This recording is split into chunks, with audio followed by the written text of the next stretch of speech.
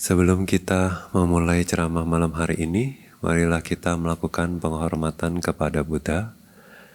Namo tassa bhagavato arahato samma sambuddhassa. Namo tassa bhagavato arahato samma sambuddhassa. Namo tassa bhagavato arahato samma sambuddhassa.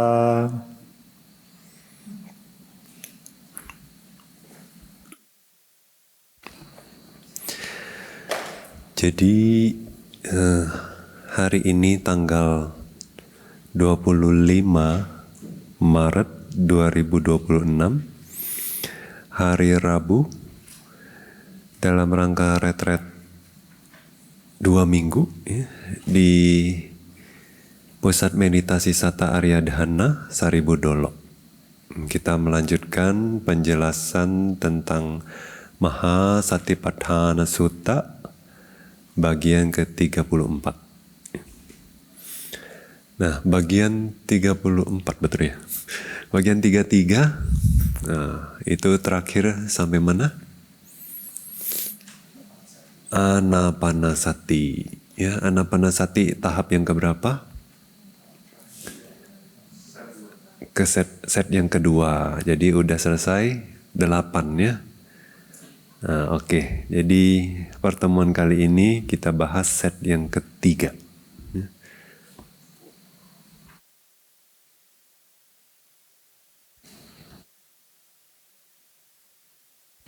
Jadi di set yang ketiga ini dimulai dengan kutipan ya. Cita pati sangwedi asasi samiti sikhati. Cita pati sangwedi apasasi samiti sikhati. Abhipamodayang citang asasi samiti sikhati. Abhipamodayang citang pasasi samiti sikhati. Samadahang citang asasi samiti sikhati. Samadahang citang pasasi samiti sikhati. Wimocayang citang asasi samiti sikhati. Wimocayang citang pasasi samiti sikhati.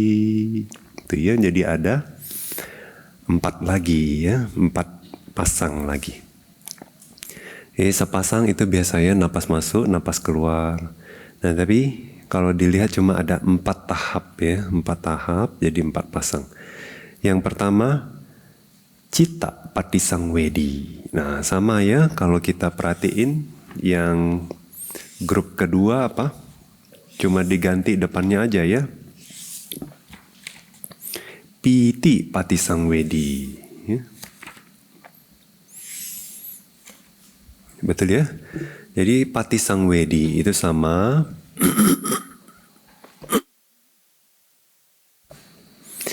Terus kalau kita bandingin ya grup yang kedua itu pasangan berikutnya sukha pati sangwedi. Jadi piti pati sangwedi, sukha pati sangwedi.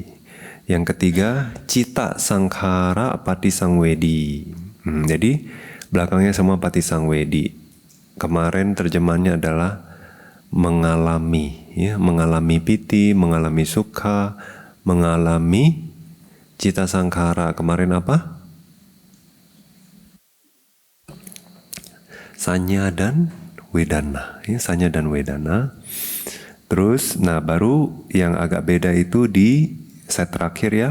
Pasambahayang cita sangkhara, yaitu menenangkan formasi batin katanya. Nah bedanya yang sekarang dia beda semua ya. Yang pertama cita pati sangwedi. Sebelumnya piti, sekarang cita. Terus set yang kedua abhipamodayang citang. Nah, itu katanya membuat happy batin.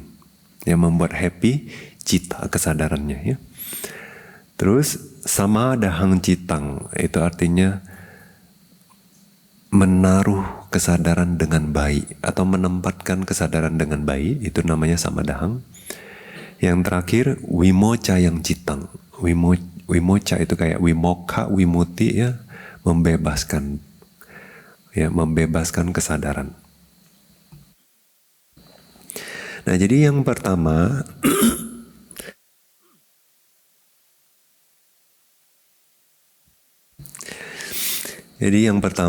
itu mengalami kesadaran. Nah, jadi mengalami kesadaran itu kayak gimana? Seperti biasa, seperti yang sebelumnya juga di tahap ini Buddha ngomongin soal samatha dan vipassana.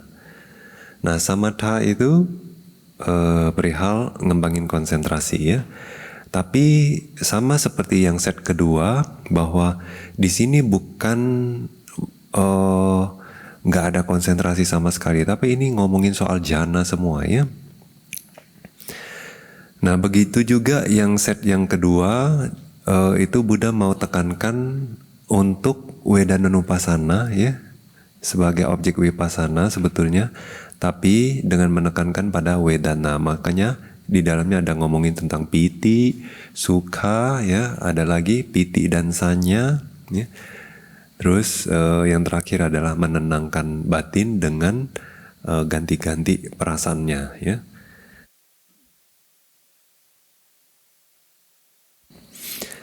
Nah, kalau di set yang ketiga ini penekanannya adalah pada cita ya. Kalau kita lihat juga cita patisangwedi, abhipamuda yang citang, samadahang citang, wimoca yang citang. Jadi cita. Di sini memang penekanannya adalah citanupasana. Ya. Nah, jadi set yang ketiga ini ngomongin soal cita. Nah, jadi karena penekanannya pada cita, ya, waktu samatha itu juga sebetulnya yang mau ditekankan adalah cita. Nah, tapi gimana maksudnya? Mengalami kesadaran pada saat bersama tabhawana itu katanya ya. Waktu latih samatha itu kan kemarin dibilang ya aramanato vipassanato ya, aramanato sama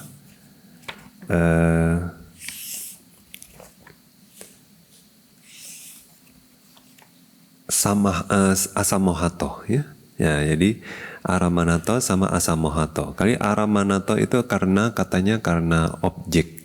Jadi karena kita fokus terus ke objek, waktu itu apakah jana 1, 2, 3, 4 semuanya itu tuh bisa akhirnya batinnya itu dialami katanya, kesadarannya. Kesadarannya itu jadi jelas waktu kita fokus ke objek. Ya, jadi objeknya di sini ya tentu bukan napas lagi, tapi anapanapatibhaganimita ya, karena dia jana 1, 2, 3, 4. Nah, di jana yang manapun ya semakin fokus juga muncul kesadaran yang makin superior. Ya. Nah, itu adalah bagian samathanya ya, aramanato. Nah, sekarang asamohato artinya ini dari segi wipassananya. Nah, waktu bervipassana juga sama seperti yang set kedua, yaitu pertama masuk jana 1, keluar dari jana 1, yogi melihat kan cita muncul lenyap. Nah, seperti yang proses terjadi di jana 1 ya, manodara wajana, terus parikama upacara anulama gotrabu, terus jana jawana ya. Nah, itu yang pertama 12 fenomena batin. Terus sisanya 34 fenomena batin. Nah, yang ditekankan, yang diprioritaskan memang cita, kesadaran. Tapi cita mana bisa muncul sendiri ya, selalu diikuti oleh asosiasi fenomena batin lainnya. Nah, jadi kita prioritaskan ambil cita, tapi cita muncul bersamaan ya, muncul dan lenyap bersamaan dengan fenomena yang lainnya. Jadi 11 dan 33 yang lainnya itu ya muncul bersamaan sama si cita itu.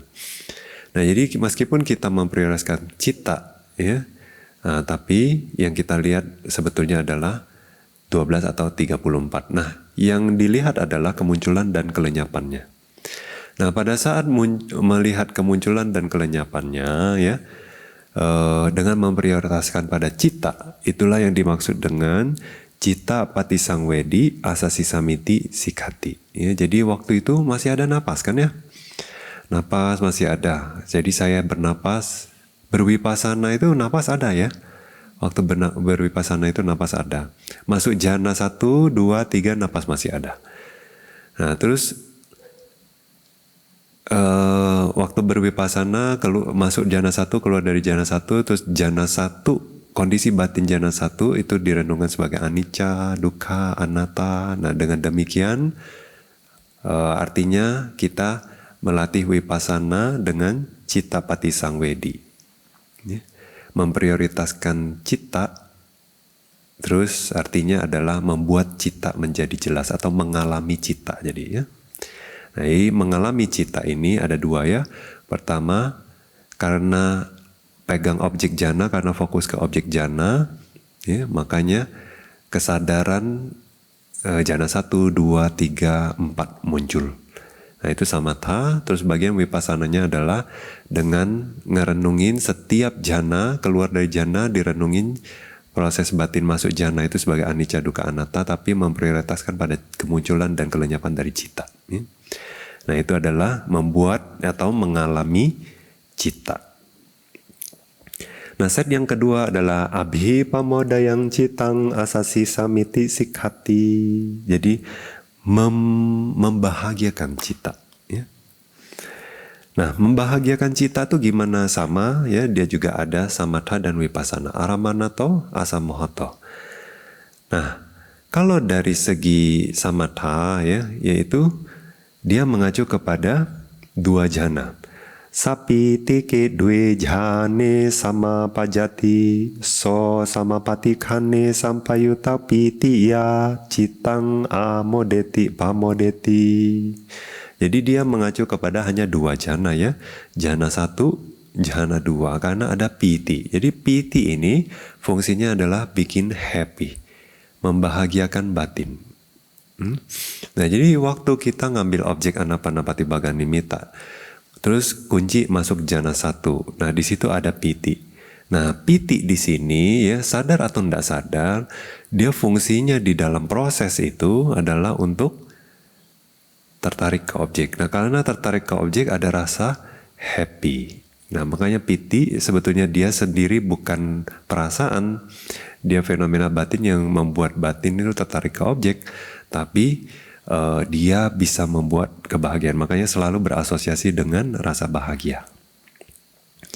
Nah juga jhana 2. Ya, di jhana 2 juga ada piti. Jadi karena kita fokus ke objek, masuk jhana 2. Waktu itu ada piti.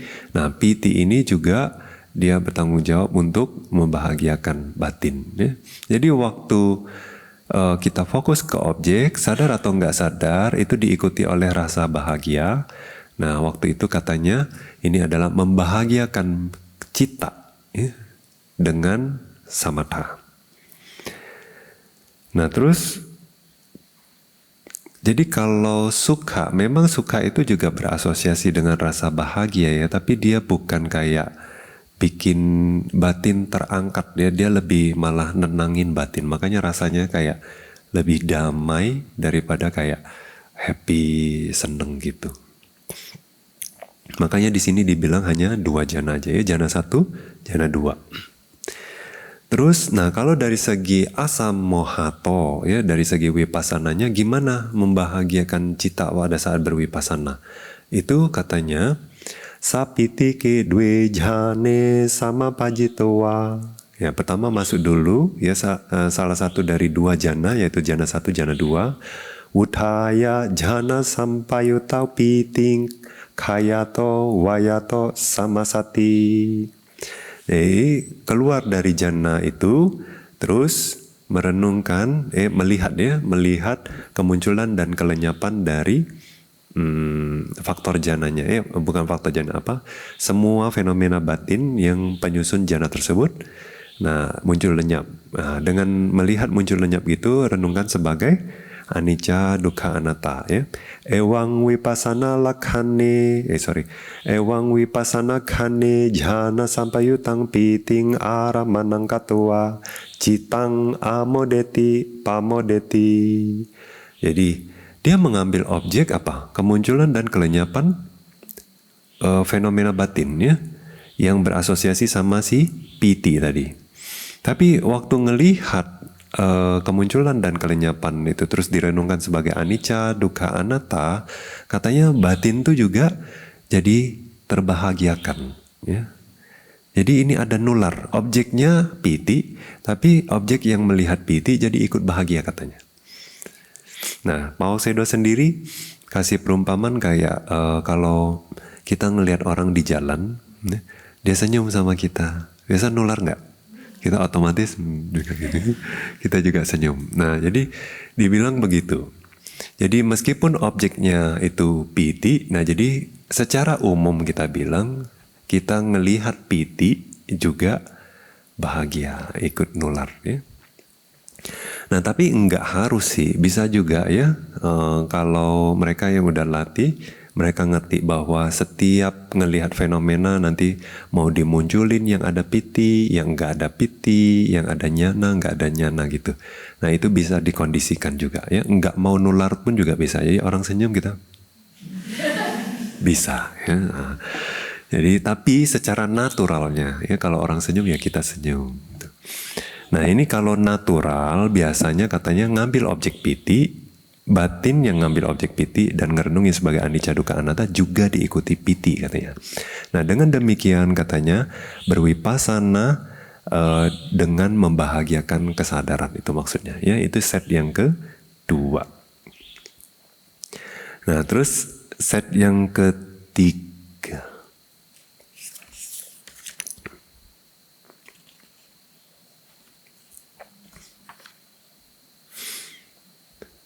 Oke, jadi itu tadi udah ya.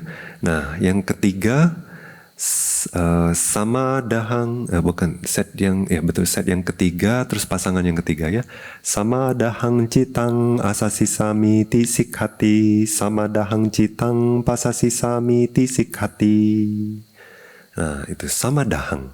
Artinya menempatkan batin dengan baik, sama dahang ya. Nah, maksudnya gimana? Sama ya. Dia juga ada dua, yang satu aramanato yaitu samatha, asamahato yaitu vipassana. Nah sekarang yang samatha dulu. Samadahang citang ti padhama jhana diwasena aramane citang samang adahanto samang thapento. Waktu kita masuk jhana 1, 2, 3, 4 ya, waktu itu karena si objek batin juga jadi ditempatkan dengan baik. Ya kan, karena kita fokus ke jana, masuk jana, jadi batin juga nggak kemana-mana dia. Nah itu namanya bernapas dengan menempatkan batin dengan baik itu. Nah jadi ada, nggak usah lah ya. Terus balik lagi. Jadi masuk jana 1, 2, 3, 4 begitu artinya adalah menempatkan batin dengan baik.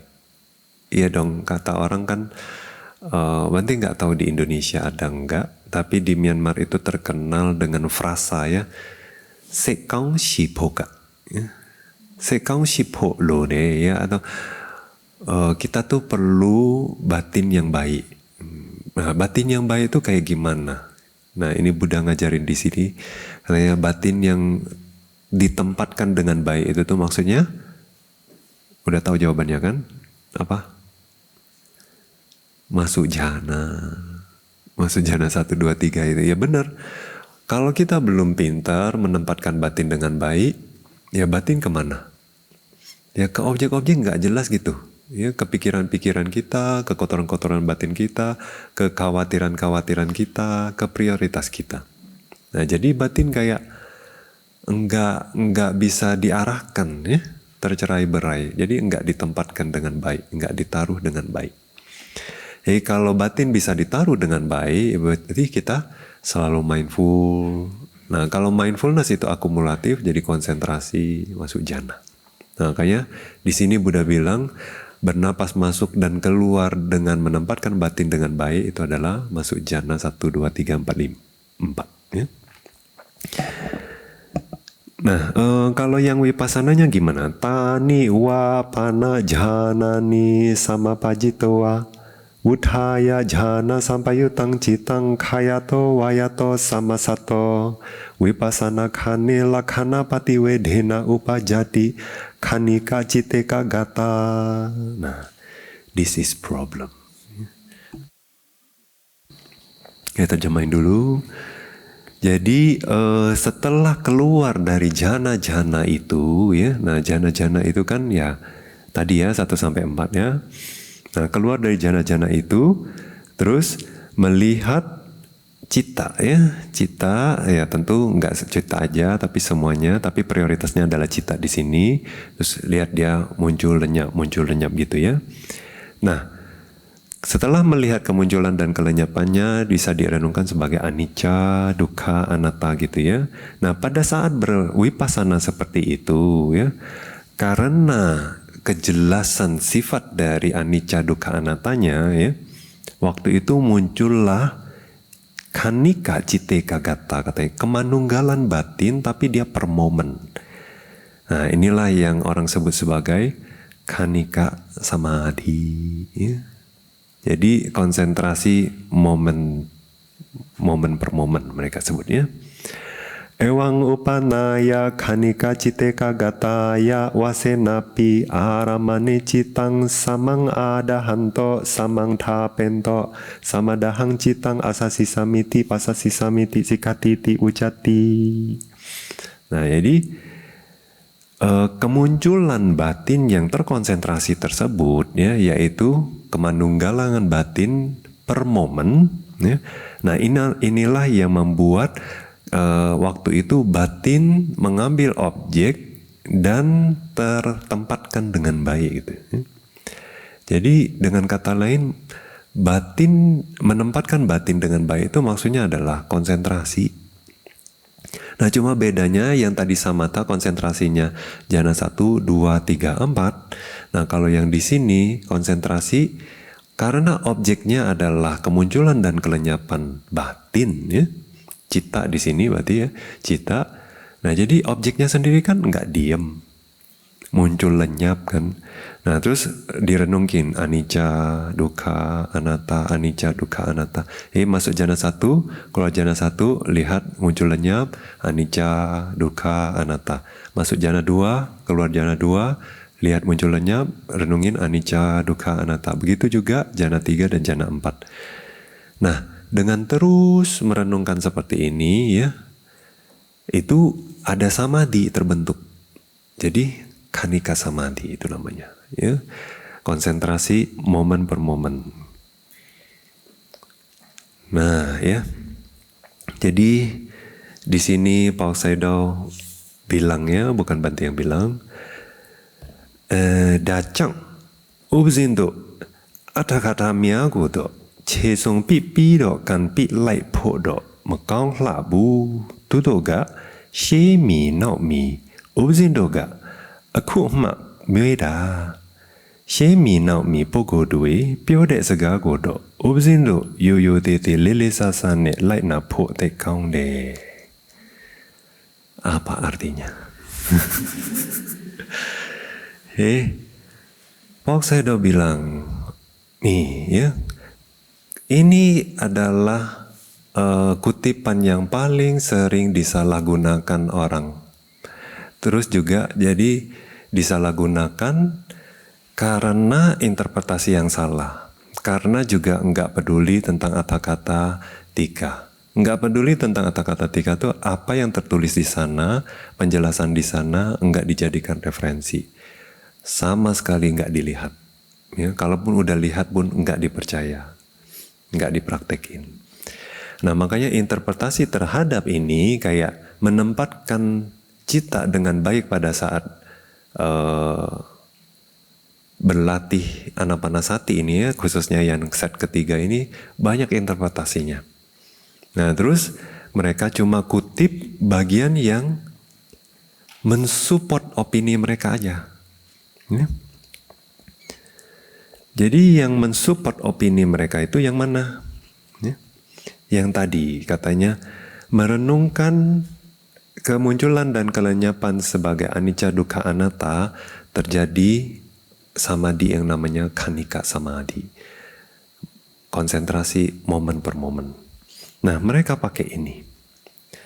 Jadi, kalau kita lihat sebetulnya ya, ini secara Tipitaka ortodoks.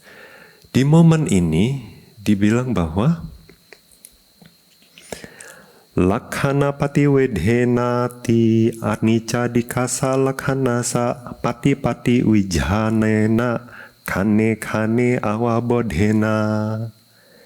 Itu tuh yang dimaksud dengan melihat ciri dari kemunculan dan kelenyapan fenomena batin sebagai anicca dukkha anatta dengan jelas, itu maksudnya adalah waktu itu betul-betul menembus ya, mencermati setiap momen kemunculan dan kelenyapannya.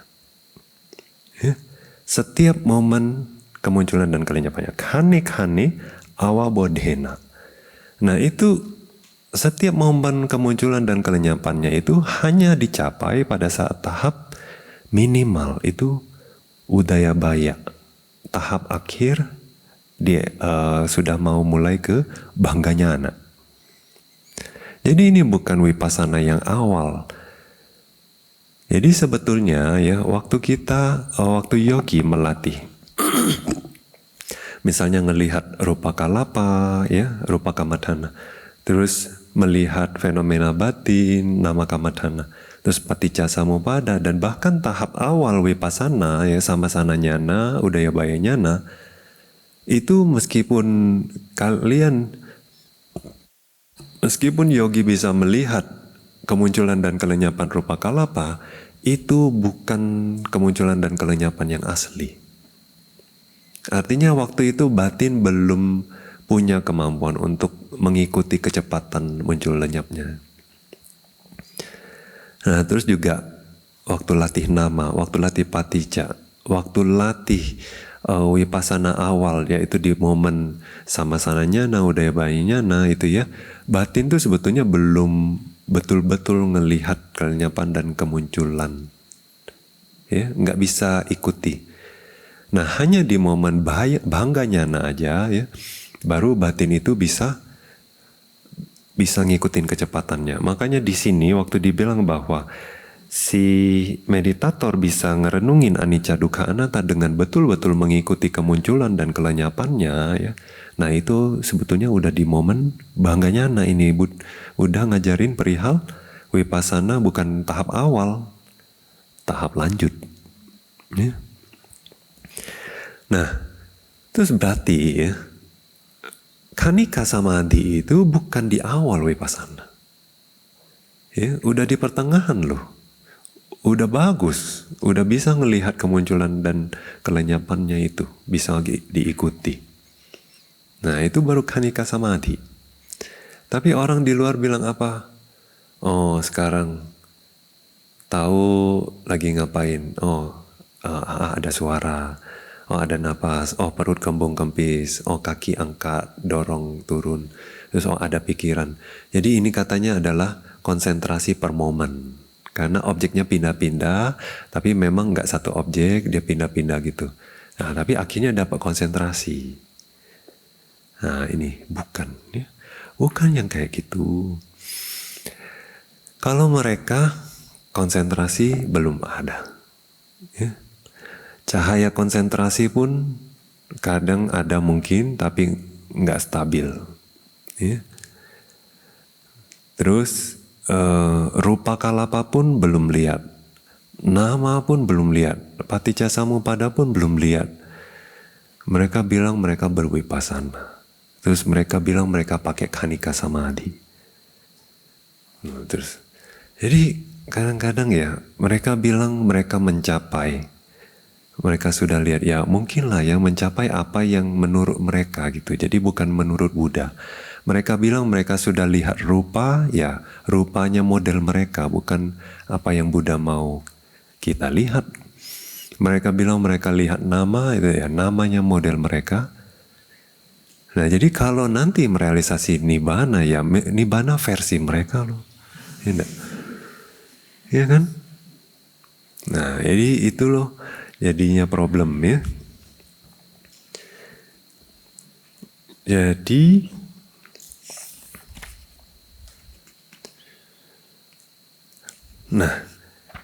di sini ada penjelasan lagi ya.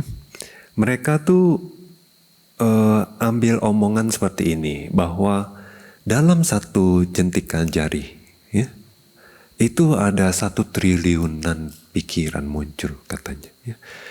Muncul lenyap udah katanya lebih dari 1 triliun. Jadi itu gimana mau lihatnya dia bilang. Nah, makanya mereka bilang karena nggak mungkin bisa dilakukan. Jadinya mereka bilang yang diajarkan di Abhidhamma itu cuma Buddha yang bisa lihat, kita nggak bisa lihat. Nah, kenapa mereka bilang kayak gitu? Karena mereka nggak kembangin konsentrasi. Kenapa bisa bilang gitu? Karena Buddha bilang sendiri, samahito bhikkhave bhikkhu yathabhutang pajanati bhikkhu. Mereka yang memiliki konsentrasi melihat kebenaran sebagaimana apa adanya. Nah, jadi kan yang apa adanya itu kan yang ini, yang dijelasin ini, yang katanya 1 jentikan jari itu bisa muncul lenyap. Nah, terus kalau misalnya nggak bisa dilihat, kenapa referensi tadi bilang bahwa setiap kemunculan dan kelenyapannya itu setiap momen harus dilihat? Justru dengan bisa melihat seperti itu baru muncul yang namanya Khanika Samadhi. Jadi kalau misalnya nggak bisa dilihat, ya referensi nggak bilang bisa dilihat loh, ya enggak? Nah, jadi this is problem, ya enggak? Nah, kalau mereka yang udah punya konsentrasi, ya mereka melihat apa adanya, mereka bisa lihat prosesnya. Nah, itu ya. Jadi, ada lagi referensi. Khanika citeka gatati khana mata titiko samadhi. Jadi apa sih yang disebut sebagai kemanunggalan batin per momen gitu ya? Yaitu adalah hanya samadhi yang hanya bertahan sebentar katanya. Bertahan sebentar itu karena objeknya sendiri itu nggak stabil. Dia muncul lenyap gitu. Tapi pada saat kemunculannya ada samadhi, pada saat lenyapnya ada samadhi, tapi kan dia muncul lagi samadhi. Nah, tapi samadhinya itu putus-putus itu ya, karena objeknya sendiri muncul lenyap, jadi samadhinya juga putus-putus. Nah, makanya samadhinya hanya bertahan sebentar katanya gitu ya, jadi rapat tapi putus dia. Sopi hi aramani nirantarang ekakarena pawatamano patipakhen patipakhena anabhibhuto apitowiya citang nicalang tapeti tena utang ewang upanayati adi. Nah, jadi dibilang bahwa objeknya itu nggak ada jeda, artinya setiap kali kemunculan dan kelenyapan batin yogi itu bisa ikuti ya. Jadi dia itu nggak ada jeda. Jedanya itu ya karena ada gap lenyap muncul dan lenyap gitu ya. Tapi sebetulnya nggak ada jeda, terus bisa ikuti, artinya setiap momen apa yang terjadi dia tahu ya. Nah, lalu batinnya itu jadi manunggal ke kemunculan itu atau ke keberlangsungan itu. Waktu itu nggak ada kotoran batin ya, atau bahkan ya boro-boro pikirannya, kotoran batin udah lama ditinggalkan. Jadi waktu itu semua yang oposisi dengan konsentrasi itu nggak bisa muncul ya. Nggak ada kesempatan untuk muncul. Jadi batin itu seperti apito, kayak lengket gitu di objek. Nah, terus batinnya nicalang, tidak bergetar ya.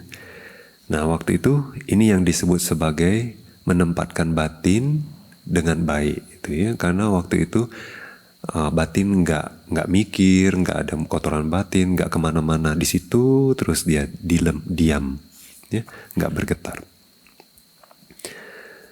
Terus ewang upanaya kanika cite kagataya wasenapi aramani citang samang adahanto samang tapento samadahang citang asasisami pasasamiti sikhatiti ucati. Ya, dengan demikianlah disebutkan ya bagaimana batin itu bisa menunggal per momen ke objek ya.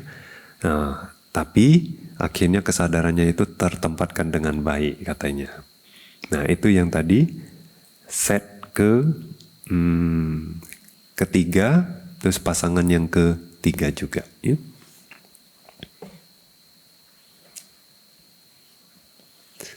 Oke, nah terus,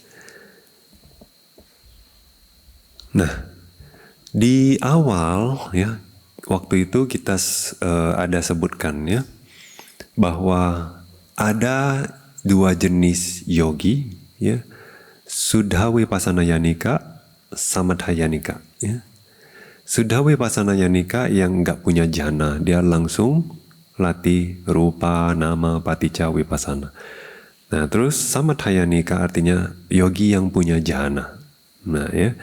Kita juga tahu bahwa yogi yang punya jhana, dia bisa masuk dari nama dulu, nggak harus rupa.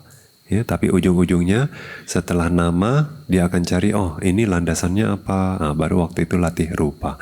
Di pertemuan sebelumnya kita udah bahas. Ya. Nah, tapi untuk Suddha Vipassana Yanika, dia kan nggak ada pilihan lain, nggak ada opsi lain, dia harus latih apa? 4 unsur ya, jadi pintu masuknya adalah 4 unsur. Nah, 4 unsur mungkin ya ada cara singkat, ada cara yang detail, tapi ya anyway, apapun itu masuknya harus dari 4 unsur. Jadi sama sekali tidak ada samadhi juga nggak bisa, karena 4 unsur juga ujung-ujungnya nanti kalau dikembangkan dia dapat samadhi. Nah, cuma samadhi ini apa? Kita juga sebetulnya udah bahas di pertemuan sebelumnya. Samadhi dari meditasi 4 unsur itu kan nggak bisa jhana karena objeknya berubah-berubah.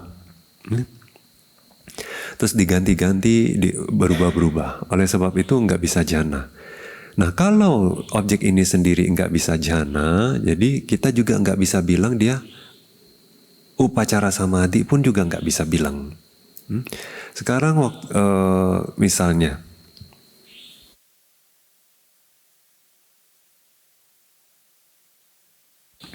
misalnya, di dalam itu nggak ada ruangan. Di dalam nggak ada ruangan. Terus mana bisa bilang kita area yang sisi sebelah sini itu adalah berandanya? Ya kan, misalnya kayak di padang rumput luas cuma ada pintu. Ya. Kita lihat pintu di dalam nggak ada apa-apa ya, sama aja. Padang rumput di sini juga padang rumput, nggak ada ruangan. Jadi yang sisi sebelah sini kita nggak bisa bilang ini upacaranya, nggak bisa bilang ini berandanya, karena di dalam sendiri nggak ada ruang. Nah, jadi kalau di dalam bisa jhana, ya kalau objek ini bisa menghasilkan jhana, maka momen sebelum masuk jhana, nah itu kita bilang upacara samadhi. Nah, sama-sama udah terang, ya? Sama-sama udah terang, bedanya batin terkunci atau belum terkunci aja. Nah, ini yang yogi kebanyakan udah rasain. Jadi nimitta udah terang. Nah, tadi di momen itu kadang lengket terkunci, kadang belum terkunci. Ya, kalau belum terkunci, nah dia udah upacara samadhi. Nah, sekarang latih 4 unsur, terus ya dilatih, diputar, nanti muncul cahaya. Kalau cahayanya di luar, belum upacara samadhi. Jadi kita terus ya ambil 4 unsur dari dalam tubuh internal, putar, lanjut, terus usahain nggak ada jeda di antara perubahan objek, ya, nggak sempat mikir, nggak sempat apapun ya. Jadi terus lanjut di unsur-unsur itu. Nah, kalau dia makin rapat, nanti dari dalam tubuhnya yang di tempat dia ngambil unsur itu pelan-pelan muncul warna. Ya. Nah mungkin belum cahaya, belum terang, ya, tapi nanti pelan-pelan dia makin lama makin terang. Nah ada yang ngelihat kayak cahaya dari luar itu masuk ke dalam. Ada yang nggak lihat proses itu, mereka bilang ya cahayanya muncul aja dari dalam. Ya yang mana aja nggak masalah ya. Intinya adalah di tempat kita ngambil 4 unsur, di situ kita ngelihat cahaya. Nah kalau cahayanya masih belum begitu terang, juga belum upacara samadhi. Belum mentok latih 4 unsur ini. Lanjut terus diputar. Nah nanti kalau sudah semakin rapat konsentrasinya, nanti dari dalam terang keluar gitu. Ya sama seperti kalian latih anapanasati, melihat nimitta udah terang, ya, udah bisa masuk jhana. Nah dia juga terang kayak gitu ya. Nah ada yang bilang kayak batu es, ya, balok es, ya, tubuhnya jadi kayak balok es. Nah, tapi biasanya sih kalau kayak balok es itu masih belum bagus banget, ya. Karena kalau balok es aja berarti cuma bening, nggak ada cahaya. Nah biasanya kalau kita lanjutin, nah nanti dari balok es itu muncul lagi cahaya. Nah tapi kalau cahaya udah muncul dari balok es, cahayanya udah nggak buram, jernih, gitu ya. Nah yang cemerlang jernih seperti itu yang kita mau. Terus, nah cuma karena nature objek ini nggak bisa masuk jhana ya, tapi jadinya dibilang upacara samadhi juga bukan. Nah jadi kita sebut objek ini level konsentrasinya apa? Kita bilang khanika samadhi juga. Ya. Nah tapi ini bukan khanika samadhi yang asli, kita cuma pinjem pakai katanya. Di kitab pinjem pakai nama khanika samadhi karena powernya itu tuh selevel sama upacara samadhinya kalau mereka yang punya jhana. Nah jadi di level samatha juga ada khanika samadhi. Nah waktu seseorang itu kayak masuk jhana 1, 2, 3, 4 lalu keluar dari setiap jhana ya, mereka merenungkan sebagai anicca, dukkha, anatta karena setelah melihat kemunculan dan kelenyapan dari fenomena batin jhana tersebut ya. Nah itu juga batin rapat ya, nggak ada pikiran, nggak ada kotoran batin. Waktu itu juga level konsentrasinya khanika samadhi ya. Nah tandanya apa? Sama kayak samatha dulu ya, cahayanya sudah terang. Nah jadi kalau nggak ada cahaya sama sekali ya, kita hanya ngerasa sensasi ya, pikiran dan lain sebagainya. Jadi no samadhi ya. No samadhi artinya apa? No jalan mulia berunsur 8. No jalan mulia berunsur 8 artinya apa? No samanyana, no sama wimuti. Kadang-kadang Buddha jelasin ya, jalan mulia itu nggak berunsur 8, berunsur 10. Pernah dengar? Nggak benar, kurang baca. Ada ya. Jadi kalau kalian baca Anguttara Nikaya ya ada. Kalau kalian baca misalnya Digha Nikaya Sutta yang nomor 33 atau ya 33 atau 34 banti lupa ya. Nah itu juga Sangkiti Sutta ya ada. Itu juga ada 10 ya. Karena bukannya 2 ini sebetulnya bersifat lokutara ya. Makanya dia nggak dimasukin.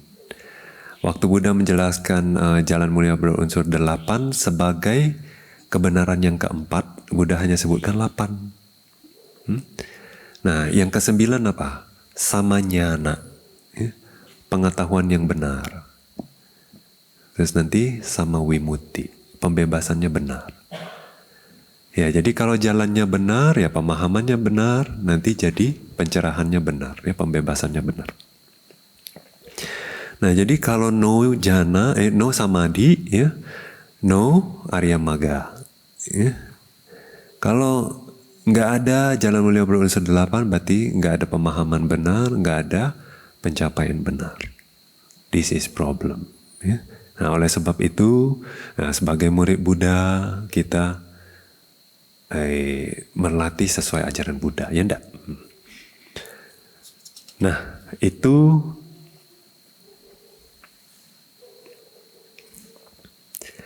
itulah juga, artinya dengan berlatih samatha juga bisa menempatkan kesadaran dengan baik, berlatih vipassana juga menempatkan kesadaran dengan baik. Ya, dua. Nah, sekarang kita masuk ke yang pasangan keempat, yaitu Wimocayang citang asasi samiti sikhati, wimocayang citang pasasi samiti sikhati. Tadi apa terjemahannya? Membebaskan kesadaran, membebaskan cita, ya. Membebaskan cita dari apa? Dari pengotornya, dari kilesa, ya enggak? Nah, ini juga sama. Ada yang samatha, ada yang vipassana. Waktu latih samatha, membebaskan cita itu gimana? Jadi pertama kita masuk jana 1. Jana 1 itu udah ndak ada lagi kotoran batin. Kalau ada kotoran batin, masuk ndak jana? Mana bisa, ya? Kalau lagi ngantuk bisa masuk jana. Jana katanya ini, bawangga sama pati. Sebuah pencapaian tapi masuk bawangga, tidur pulas. Nah, jadi kalau kita ngantuk, ndak bisa, batin pun ndak bisa lengket ya ke objek. Nah, jadi kita harus bisa melampaui kotoran batin baru bisa masuk jana. Tapi sebetulnya ya yogi biasanya mereka udah tahu kalau nimitta udah terang itu udah nggak banyak lagi pikiran. Ya, keraguan ndak ada, ya batin juga jadi happy, jadi malas sudah ndak ada, ya. Jadi udah ringan. Nah, jadi biasanya sebelum jana pun juga itu udah keredam gitu ya. Semua aktivitas batin mau yang kusala, mau yang akusala, ya, apalagi yang kotoran batin itu sudah keredam punya. Nah, baru nimitta itu bagus, stabil gitu ya. Nah, itu sebabnya katanya waktu masuk jana kita udah singkirin semua pancaniwarana katanya. Pancaniwarana tahu? Niwarana itu penghalang ya, dalam arti kata penghalang batin.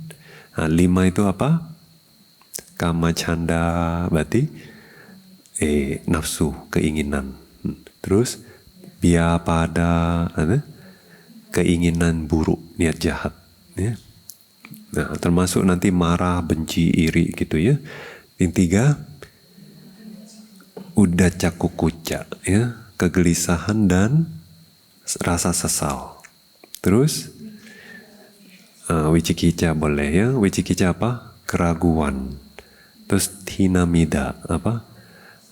Malas dan lembam. Ya. Nah, jadi keraguan pun nggak boleh, harus pede. Ya. Ini nimitta bukan. Ya mana bisa ya, nggak bisa konsentrasi.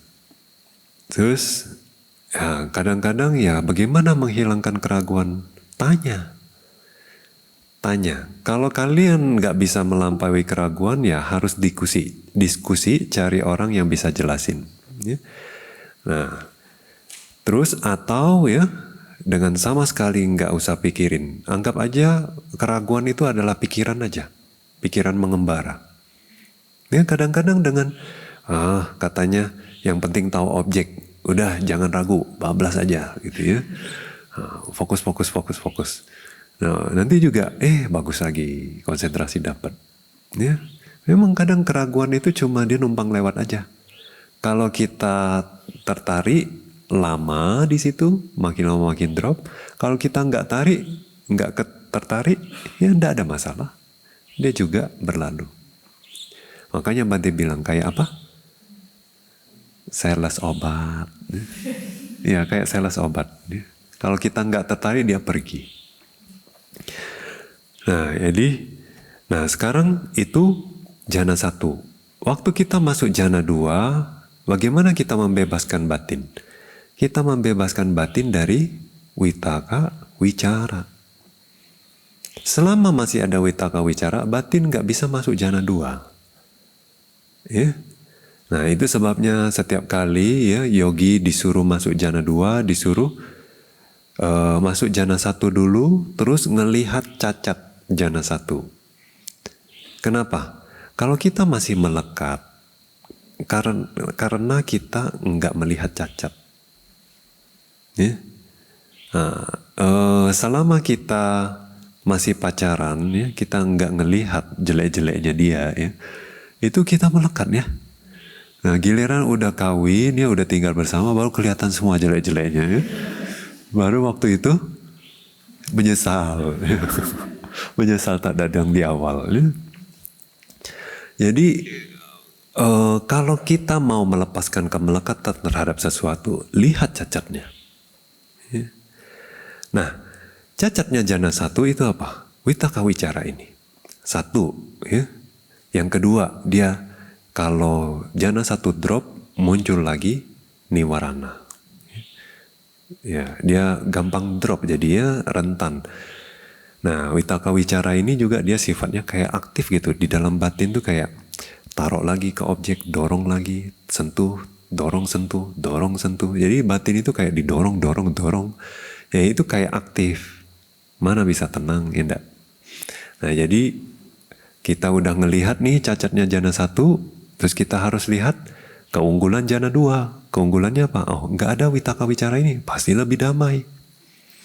Nah setelah bisa melepas kemelekatan, karena tadi kan cuma tahu jana satu, oh enak, jana satu enak, lengket gitu kan. Nah kadang melekat, nggak mau pindah jana dua. Nah supaya mau batinnya pindah, itu dilihat. Tapi udah di tahap ini ya, karena batin itu udah terkonsentrasi, udah jauh dari kotoran batin, batin itu tuh lembut. Ya kayak ini, kayak anjing ya, kalau sudah dilatih ya, suruh ambil permen, ambil tulang, duduk, berdiri, putar gitu kan. Nah itu anjing yang terampil. Nah kalau dia belum terampil, kita suruh duduk, dia berdiri dia duduk gitu ya. Nah batin ini sama, kita suruh diam di objek, nggak mau dia pikir. Kita suruh pikir, makin pikir gitu. Kalau pikir mudah soalnya ya. Nah ini nggak nurut di awal itu, karena masih banyak kotoran batin. Nah tapi kalau sudah masuk jana satu, makanya kalau kita dengar ya teman-teman yang meditasi, jana satu, jana dua, nah dalam sehari udah jana dua, sehari jana tiga, sehari jana empat, cepat ya. Kenapa? Itu karena kesulitannya udah dilewatin, batin sudah lembut, dia tinggal disuruh aja. Nih lepas witaka wicara, enggak ngapa-ngapain, cuma lihat lagi objek, lepas sendiri. Ya. Nah, terus dari itu mereka bisa masuk jana dua. Berarti membebaskan beban batinnya dari apa? Witaka wicara. Nah dia bebas batinnya ya. Nah begitu juga dari jana 2 masuk jana 3, apa yang dibebaskan? Piti. Padahal piti bikin ya, dibilang ganggu ya, ganggu dikit ya. Tapi dia bukan kayak orang jahat tuh, bukan ya. Tapi kita pun bilang batin terbebaskan dari piti. Kayak beban gitu. Kalau piti selalu dipertahankan, ya batin gak bisa masuk ke jana 3. Nah jadi pertama lihat cacat dari jana 2, yaitu ada piti. Kalau konsentrasi jana 2 drop, witaka wicara muncul lagi. Problem masuk jana 1. Nah jadi, tapi jana 2 ini ada si piti. Piti itu apa? Ketertarikan batin ke objek. Ya kayak ada tertarik, terus tertarik. Nah itu juga membuat batin itu agak ceria, ya? Agak ganggu konsentrasi, nggak begitu hening. Jadi ngelihat jana 3, oh tanpa piti pasti lebih damai. Nah dengan begitu kita niatin nggak mau punya piti, ya. Nah, artinya batin terbebas dari piti waktu di jana 3.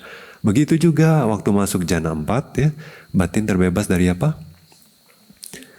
Sukha. Ya. Tapi kalau secara referensi ya di sini bilang ya, Catutena sukha dukhehi citang mocento wimocento katanya. Nggak cuma dari sukha tapi dari dukkha juga. Nah, dukkha sih sebetulnya ya udah agak jauh ya. Udah ditinggal. Ya, waktu masuk jana 2, 1, 2, 3, 4, 1, 2, 3, yogi pun udah, oh enak ya batinnya. Jadi nggak dukkha lagi. Ketidaknyamanan fisik pun juga waktu masuk jana lupa, ya, nggak terasa. Nah jadi dukkha sebetulnya udah lama tinggal. Nah tinggal yang masih nempel itu apa? Sukha. Sukha masih ada di jana 3. Nah sukha ini sebetulnya juga dia sebetulnya nggak ganggu banget sih ya. Dia juga nggak jahat. Tapi kalau kita mau murni konsentrasi, sukha juga ganggu. Ya, dia kayak masih ada perasaan. Nah baiknya itu nggak berperasaan. Ya. Netral maksudnya ya, netral.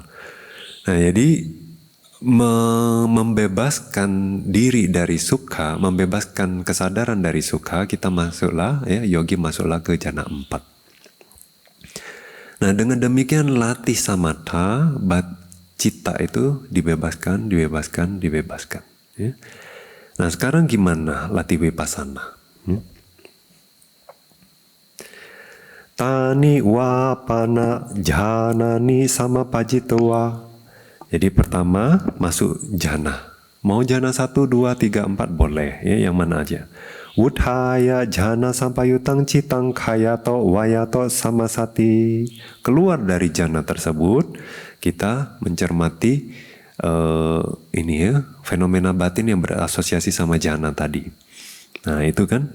Terus lihat muncul lenyapnya, renungin ya.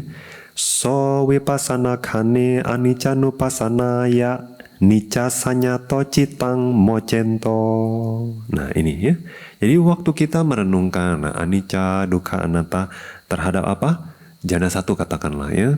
Waktu itu muncul anicca nupassana. Jadi kita bermeditasi vipassana tapi kita ngerenungin anicca. Ya, memprioritaskan anicca. Waktu kita memprioritaskan anicca atau waktu batin melihat anicca, jadi waktu itu kesadaran terbebas dari apa? Persepsi nicca. Ya kan? Nah, nicca sanyato citang mocento katanya. Nah, jadi anicca kan sebetulnya karena kita lihat kemunculan dan kelenyapannya. Ya. Nah, terus kalau udah ngelihat muncul lenyap gitu, masih berpikir bahwa ini permanen, udah nggak bisa lagi karena ya kenyataannya seperti itu. Nah, sebelumnya bisa berpikir oh jana itu kayak permanen ya karena bisa lengket terus gitu. Ya, apalagi waktu masuk jananya semakin lama semakin mudah. Kayak jana itu mudah diakses, jadi bisa aja punya pikiran bahwa jana itu permanen. Nah tapi ternyata waktu yogi melihat dia muncul lenyap. Oh ternyata jana pun juga dia ada kemunculan, ada lenyapnya ya. Nah jadi waktu itu lenyaplah persepsi akan permanen. Nah terus dukkha nupassanaya sukha sanyato. Waktu kita merenungkan, dia muncul lenyap gini. Untuk beberapa yogi dia bisa muncul rasa takut. Oh kok segala sesuatunya muncul lenyap gini ya. Nah muncul rasa takut. Lalu kadang-kadang dia bisa ngerasa kayak tertekan. Oh hidup kok kayak dirongrong sama kemunculan dan kelenyapan gini ya. Yang sebelumnya kita kira oh jana itu membahagiakan ya. Jana itu aman ya karena damai, karena konsentrasi. Ternyata dia muncul lenyap. Nah batin tuh goyang setelah melihat ketidakkekalan si jana tadi. Nah, jadi dia dukkha dia ngerasanya. Ini penderitaan. Nah, jadi waktu dia muncul pemahaman akan penderitaan, ya dia membebaskan dirinya dari berpikir bahwa jana itu membahagiakan. Ya, sukha sanyato. Terus anatta nupassanaya atta sanyato. Nah, waktu kita ngerenungin bahwa ini muncul lenyap, nggak bisa dikendalikan, nggak ada seseorang di situ yang kita anggap sebetulnya kayak kekal gitu ya, yang kita anggap sebagai diri, ya, jiwa, roh gitu. Nah itu ternyata nggak ada waktu itu kan, jadi muncullah persepsi anatta, pemahaman bahwa segala sesuatu itu bukan diri, nggak bisa kita kontrol. Ya. kemunculan dan kelenyapannya hanya karena sebab akibat aja. Ya. Nah, jadi anatta. Waktu kita paham tentang anatta, kita membebaskan diri kita dari persepsi atta, ya, bahwa tadi yang masuk jana adalah saya, ya. Atau kesadaran yang melihat objek itu adalah saya, konsentrasi itu adalah saya, atau kebijaksanaannya adalah saya. Itu semua udah disingkirkan. Kita bebas batinnya dari persepsi atta, diri, ya. Terus nibbida-nupasanaya nandito. Nah, waktu kita merenungkan gitu, ya, nibbida, ya. Nibbida itu artinya jenuh, ya. Kalau kasus ekstrimnya muak, ya. Tapi muak di sini bukan berarti sampai mual, ya. Bukan, tapi lebih kayak jenuh batinnya, ya. Ngelihat ini tuh udah jenuh. Nah, terus nandito itu kebalikannya, yaitu malah menikmati, ya. Menikmati dalam arti kata melekat, ya. Menikmati bukan karena kayak kita masuk jana, waktu yogi masuk jana dia kan ya ada enjoy kan, ya. Nah, bukan enjoy yang seperti itu, tapi lebih ke benar-benar melekat ke pengalaman jana. Jadi ada orang gitu, ya, melekat ke pengalaman jana, jadi batinnya gimana? Jadi nggak mau keluar. Nah, ada nggak mau keluar, atau ya udah puas di situ, happy di situ, ya setiap hari kayak gini juga nggak apa-apa, nggak makan nggak apa-apa, nggak tidur nggak apa-apa, terus nggak mau ngapa-ngapain lagi. Jadi artinya juga udah nggak mau vipassana lagi, problem toh. Nah, nanti mentok latihannya di situ, ya ujung-ujungnya lahir jadi Brahma. Tapi Brahma juga kalau salah bergaul, Brahma juga punya pandangan salah, ya. Nah, jadi sayang hidupnya, ya, apalagi pas ketemu ajaran Buddha. Kalau cuma latih jana aja. Nah, tapi di sini itu mau ngomong apa sih, ya? Jadi waktu kita waktu yogi itu merenungkan anicca dukkha anatta, berarti waktu itu dia kan persepsi terhadap jhana tadi dia mulai jenuh karena dia ngelihat, oh ini muncul lenyap, ini nggak kekal, ini membawa penderitaan, dan ini bahkan bukan saya. Jadi dia bisa menikmati lagi masuk jana. Nggak mau lagi, bukannya nggak mau, tapi artinya waktu itu dia udah nggak melekat lagi ke jana. Tapi dia tahu konsentrasi ini membantu saya latih vipassana. Nggak mungkin dia nggak mau masuk lagi. Dia akan masuk lagi, tapi dia udah nggak melekat lagi. Nah, itu penting, ya. Nah, jadi terus lanjut lagi, ya. Tadi bilang apa? Wiraganupasanaya ragato. Nah, jadi waktu kita wiraga, ya, wiraga ini ada dua, ya. Ada dua jenis wiraga. Wiraga kita terjemahin dulu, ya. Artinya tidak bernafsu atau bebas dari nafsu, ya. Nah, terus kalau misalnya kita pada saat merenungkan itu bebas dari nafsu, berarti yang disingkirkan apa? Nafsu lo, ya enggak, ya. Jadi persepsi yang bisa memunculkan nafsu itu akan hilang. Nah, tapi katanya ada dua wiraga, ya. Acanta wiraga sama kanika wiraga. Acanta wiraga itu khususnya waktu mengambil nibbana sebagai objek. Nah, jadi ini udah vipassananya udah matang, batin ngambil nibbana sebagai objek. Nah, karena mengambil nibbana sebagai objek, ya, waktu itu batinnya bebas dari nafsu. Nggak hanya bebas dari nafsu, tapi semua kotoran batin nggak ada, ya. Nah, tapi bukan berarti habis merealisasi nibbana lalu semua nafsu nggak bisa muncul lagi, ya, kecuali kita sudah mencapai anagami atau arahanta. Nah, jadi selama dia kayak hanya sotapanna, sakadagami, waktu mengambil nibbana sebagai objek, ya, nah itu pasti tidak muncul lagi nafsu, ya. Nah, itu yang namanya acanta wiraga, ya.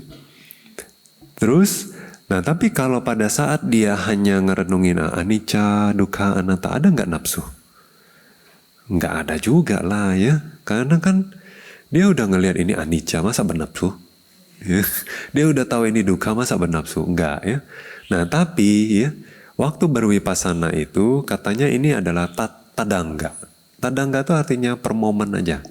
Kalau dia masih berwipasana, oke, nafsunya kayak keredam. Tapi redaman itu tuh nggak berlangsung lama, nggak kayak jhana katanya. Ya. Nah jadi bisa muncul juga tetap ya setelah dia udah nggak ngambil objek, udah nggak ngerenungin lagi, dia bisa muncul nafsu. Nah itu waktu kita berwipasana artinya ya berarti satu hanya wipasana aja belum merealisasi.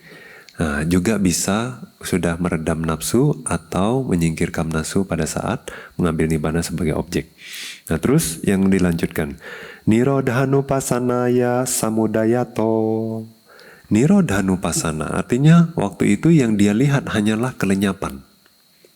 Nah ini biasanya hanya bisa dilatih setelah seseorang itu di Bhangganyana ya. Di Udaya Bayanyana orang nggak bisa ngambil kelenyapannya aja karena batinnya belum cukup rapat, belum cukup samadhi. Nah makanya di Bhangganyana itu biasanya batin udah tajam ya. Nah batin udah tajam katanya sampai tadaramana pun bisa nggak muncul ya. Nah, kalau kita ngerti proses pintu batin biasanya kalau penuh itu ada 10 kesadaran ya. Manodara wajana, 7 jawana berarti 8, terus 2 tadaramana ya.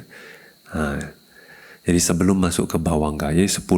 Tapi kalau mereka yang udah wipasana lanjut, karena batinnya begitu tajam dan cepat ya, dia cuma 8 aja, skip tadaramana, langsung bawangga. Bukan langsung tidur, bukan ya. Nah, habis udah selesai tidur gitu ya, bukan. Nah, enggak, tapi bawangganya juga makin lama makin sempit. Ya. Nah terus langsung muncul manodara wajana lagi, terus 7 jawana lagi, muncul manodara wajana 7 jawana lagi gitu. Nah cepat. Nah waktu itu baru bisa ngelihat, nah cuma lenyapnya aja. Nah tapi ya sebetulnya di tahap Bhangganyana itu ya ditekankan untuk lihat lenyapnya aja, karena memang fungsinya adalah supaya munculin rasa yaitu jenuh ya, ingin terbebas, supaya mau melepas kotoran batin. Jadi disuruh lihat lenyapnya aja. Tapi dijelaskan juga sebetulnya bukan berarti mereka nggak bisa ngelihat munculnya. Ya. Kalau mereka mau, mereka bisa melihat munculnya aja. Bisa juga. Ya. Nah, tapi lihat munculnya apa? Untuk apa? Ya. Lihat lenyapnya ya. Kalau kita lihat lenyap kan lebih samvega ya enggak? Kalau lihat muncul misalnya kayak bayi, mana samvega? Nah, ih lucu gitu kan. Tapi lihat orang mati kan baru samvega, aduh udah mau mati. Ya. Nah itu ya makanya disuruh lenyapnya dilihatnya. Nah itu waktu kita melihat lenyapnya aja, berarti di tahap udah Bhangganyana begitu ya. Kita menyingkirkan apa? Samudayato, ya persepsi kita akan kemunculan itu disingkirkan. Ya, jadi batin itu terbebas dari persepsi muncul. Nah, bahwa segala sesuatunya lenyap aja. Nah, jadi balik lagi Nirodhanupasana ini juga dia ada 2 ya. Satunya acanta, satunya juga khanika. Ya. Khanika itu per momen, yaitu pada saat kita hanya yogi melihat muncul lenyap-lenyapnya aja per momen itu ya. Nah pada saat itu oke, di momen itu persepsi akan kemunculan itu udah nggak ada karena dia lihat lenyapnya aja. Tapi ini sifatnya momentary, ya, per momen aja. Nah waktu dia merealisasi beneran nibbana kan nggak muncul, nggak lenyap. Ya, memang yang kita yang yogi mau lihat kan lenyap-lenyapnya aja. Nah, tapi waktu dia merealisasi nibbana, udah nggak lenyap lagi dia. Dia menangkap satu fenomena yang muncul juga enggak, lenyap juga enggak. Kalau nggak muncul, nggak lenyap berarti apa? Diam, stabil, permanen. Ya. Nah itu nibbana ya. Nibbana itu ciri-cirinya, bukan berarti semua yang enggak muncul lenyap itu nibbana ya. Karena nimitta kalian juga enggak muncul lenyap toh. Tapi itu bukan nibbana ya. Nah, gitu. Terus Nah, dengan demikian ya, terus masih ada lagi terakhir. Ini terakhir bukan ya? Ya betul, ini yang terakhir. Pati nisaga nupasanaya adanato citang mocento asasati cewa pasasati ca. Ya. Nah, jadi pati nisaga nupasana. Jadi itu sejenis wipasana juga, tapi perenungannya adalah untuk melepas. Nah ini juga melepas tuh artinya pada saat kita berhasil melepas, berarti yang kita bebaskan, batin itu terbebas dari apa? Kemelekatan loh ya, lawannya dari melepas, ya melekat, menggenggam. Nah jadi melepas juga katanya ada dua ya, paricaga patinisaga ya, sama pakhandana patinisaga. Ya, dua-duanya melepas. Paricaga itu melepas contoh di momen tadangga, di momen kita berwipasana ya, waktu yogi berwipasana, waktu itu yang dilepas apa? Sama ya, semua keinginan terhadap objek gini, dia ada samatha, ada wipasana ya. Samatha dulu, waktu samatha kita lepas semua keinginan kita terhadap kebajikan, apalagi ketidakbajikan toh. Mana bisa mau masuk jana tapi masih mau berdana? Gak bisa. Mana bisa mau masuk jana tapi masih mau damatok, mau ini, mau itu, ndak bisa lagi ya. Jadi mau masuk jana pun juga harus bisa melepas kebahagiaan yang lebih inferior kita bilang ya. Kebajikan yang inferior kita harus bisa lepas, baru kita bisa meraih kebahagiaan yang lebih superior. Nah itu samatha pun udah bisa melepas ya. Sama waktu mau masuk jana 2 harus lepas vitaka wicara. Mau seenak apapun harus bisa lepas. Piti mau seenak apapun harus lepas, baru bisa masuk jana 3. Dengan demikian kita lepas, nanti bisa sampai arupa jana ya. Lepas materi kita bisa ngambil arupa sebagai objek, masuk arupa jana ya. Nah nanti lepas ruang, lepas kesadaran, lepas ketiadaan ya. Nah itu pelan-pelan melepas, kita naik semakin tinggi konsentrasinya.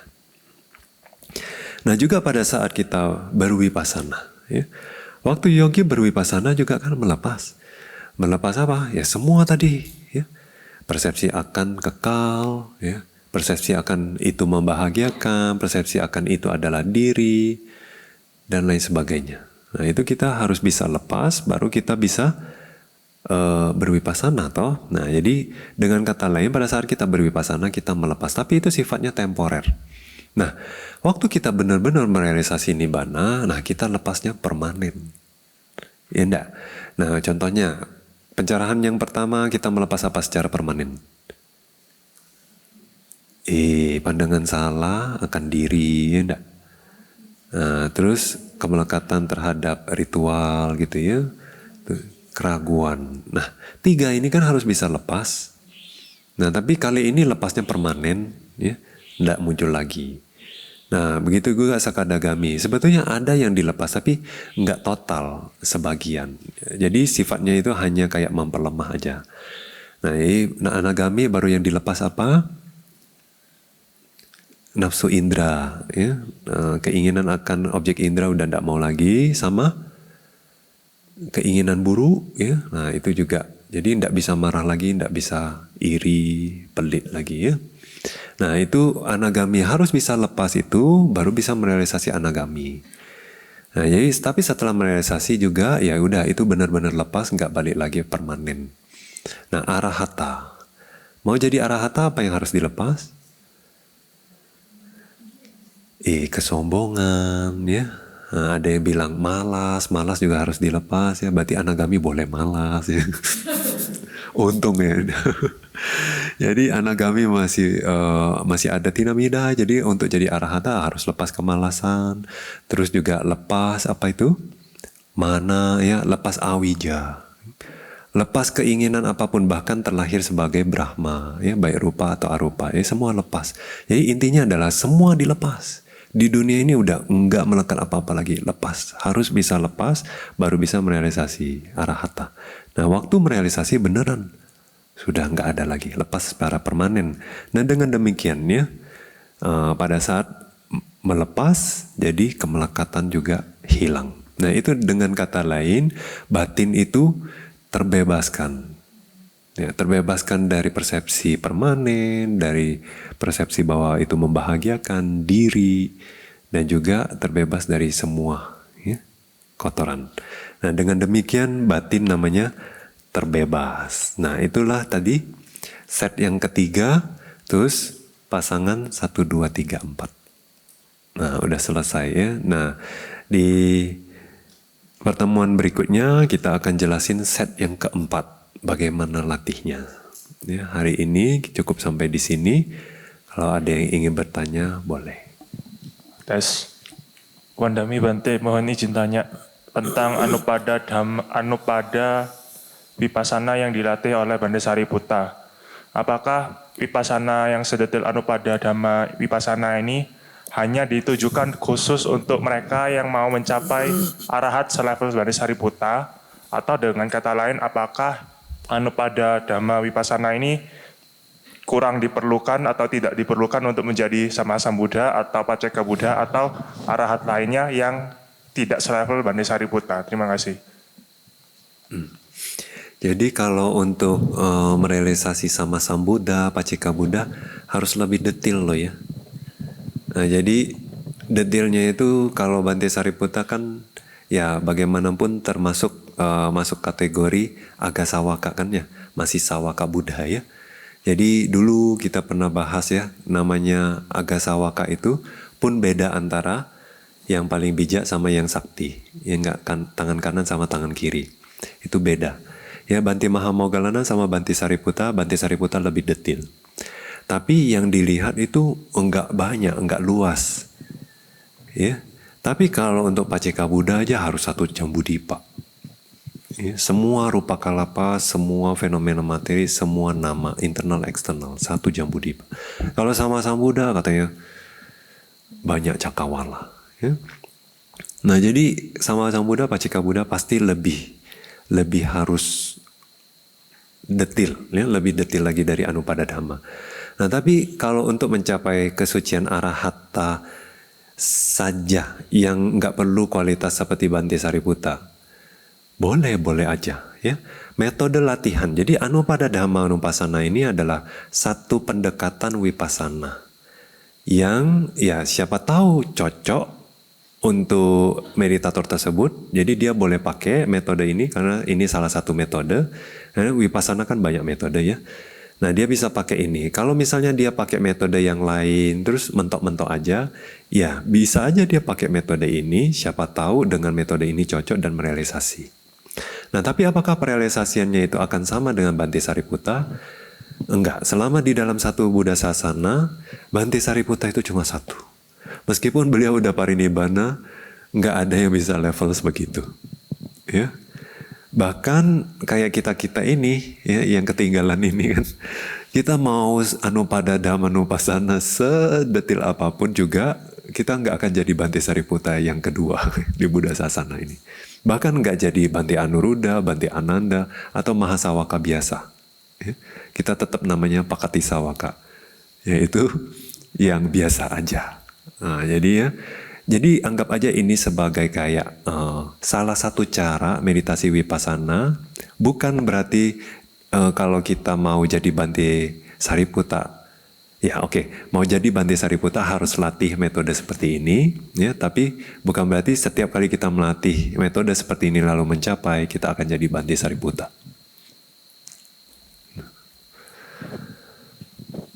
Sadu. Terima kasih Bante atas penjelasannya. Selanjutnya izin Bante untuk membacakan pertanyaan yang masuk lewat YouTube. Dari YouTube, dari Putu Jana, Wandami Bante izin bertanya, apa manfaat chanting untuk umat awam? Jika kita chanting pagi dan chanting sore, apakah bisa mendukung kemajuan meditasi kita? Oke, chanting untuk umat awam, ya, banyak manfaatnya. Anda bisa lihat YouTube Bante, Bante udah jelasin. Bante pun lupa judulnya, tapi kalian bisa cari keywordnya ya, parita. Nanti muncul ya. Kalau nggak salah pelafalan parita ya. Kalau nggak salah cara pelafalan parita. Nah di sana juga Bante jelaskan manfaat baca parita. Jadi banyak ya. Nah terus macam-macam tradisi juga punya keyakinan yang berbeda tentang manfaat parita. Ada yang punya pengalaman sendiri setelah baca parita bisa ini bisa itu ya dan lain sebagainya. Tapi ya di sana Bante udah jelaskan ya apa manfaat parita. Nah lalu apakah membantu meditasi? Bante pribadi ngerasakan manfaatnya ya. Jadi dulu ya dulu masih berlatih, tapi waktu berlatih itu karena wasa ya, pelan-pelan udah besar kan, kadang-kadang ada tekanan ya, ada apa ya kayak kewajiban. Kalau kita wasa udah 5 ya, kita ada kewajiban untuk menghafal Patimokkha. Nah itu salah satu syaratnya. Nah jadi waktu itu, aduh meditasi juga belum kemana-mana ya. Nah, tapi ada kewajiban juga harus baca Patimokkha. Ya udahlah. Jadi sembari ya. Jadi kayak baca parita. Jadi dihafal dulu toh. Hafal dulu ya. Nah, kalian tahu kan banyak ya peraturan biku ya. Nah, itu dihafal satu-satu setiap hari. Yang sudah hafal juga diulang setiap hari, pasti diulang. Minimal sekali. Terus udah yang lama udah dihafal sudah diulang. Nah, baru kita peraturan-peraturan yang baru mulai ya, dihafal dapat berapa ya itu diulang lagi. Nah setiap hari gitu yang sudah pernah dihafal diulang, terus nanti baru hafalin yang baru gitu. Dengan demikian sembari meditasi, jadi kayak kalian kan ada waktu break. Nah medi jalan kan, nah Bante dulu udah nggak medi jalan, jadi medi jalannya Bante hafal gitu. Nah medi duduk tetap medi ya. Nah terus malam juga. Kalau dulu kita itu 7:30 kan udah disuruh dengar ceramah Dhamma, ya, ceramah bahasa Myanmar. Tapi kan kita foreigner nggak ngerti, jadi rata-rata kita balik ke kuti masing-masing. Nah kita boleh dengar ceramah pribadi ya di kuti masing-masing boleh, mau baca buku boleh ya. Jadi Bante pakai untuk hafalin Patimokkha lagi gitu ya. Nah dengan demikian terasa bahwa kok meditasi nggak terganggu, harusnya kira akan keganggu ya. Nah, meditator juga bilang, terngiang-ngiang, aneka jati, samsara. Jadi waktu meditasi malah baca parita. Oh giliran waktu baca parita, pikiran mengembara. Nah, jadi waktu Bante hafalin Patimokkha itu jadi kayak batin malah nggak banyak pikiran. Mungkin capek kali ya. Nah, karena capek jadi dia udah nggak banyak pikiran pula. Ya. Jadi support meditasi terasa. Nah jadi itu juga kayak samadhi loh. Ya. Jadi nggak boleh ada pikiran kan habis ini peraturan ini, habis ini peraturan ini terus lanjut. Kadang ya kalau itu udah lancar pun butuh waktu mungkin 40 menit, 45 menit baru selesai satu Patimokkha. Jadi artinya selama 40 menit itu nggak ada pikiran, boro-boro berpikir. Nah, mikirinnya apa? Habis ini apa? Habis ini apa? Urutannya apa? Habis ini apa gitu. Ya. Nah, kayak latih 4 unsur gitu. Habis latih ini, habis latih ini. Itu nggak boleh lepas. Nah, jadi baca parita ya. Kalau kalian tekunin, itu sebetulnya bisa bantu samadhi. Tekunin tuh maksudnya gimana? Kalian tahu, kalau kita kayak nggak gitu serius baca parita, apalagi kalau sudah hafal, biasanya pikiran mulut ngoceh tapi pikiran tak kemana nggak tahu ya nggak salah juga yang diocehin. Nah jadi harusnya apa, kalau misalnya udah bisa hafal kalian berusaha tahu artinya. Nah kan misalnya buku parita sampingnya ada bawahnya ya ada artinya. Nah kalian perhatiin tuh, oh paragraf ini artinya ini, kurang lebih aja, nggak harus ahli pali juga nggak harus ya. Nah jadi waktu kalian ini kan udah ngoceh sendiri kan, tapi kalian renungin artinya.